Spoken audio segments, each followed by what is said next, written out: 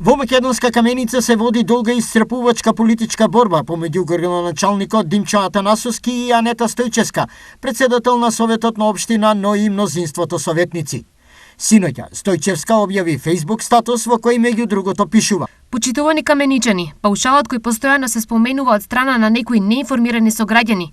Советниците паушал немаат земано воопшто во новата 2023 година. Напиша Анета Стојчевска, председател на Советот на локалната самоуправа Македонска Каменица.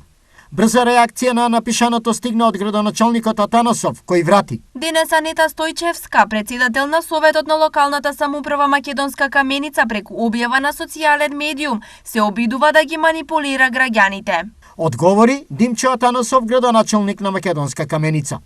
Ова е кој знае кој е поред меѓусебна серија на обвинувања од двете страни, на кои во меѓувреме не успеа и неколку помирувања.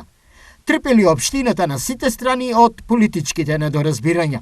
Факт е дека целокупната општина трпи поради недоразбирањето помеѓу Советот, мнозинството, тоест мнозинството на Совет и општина и јас како градоначалник, годинам и после трудам да ги објаснам тие последици на мнозинството на Советот, но очигледно немаме разбирање и ќе страдаат институциите и граѓаните.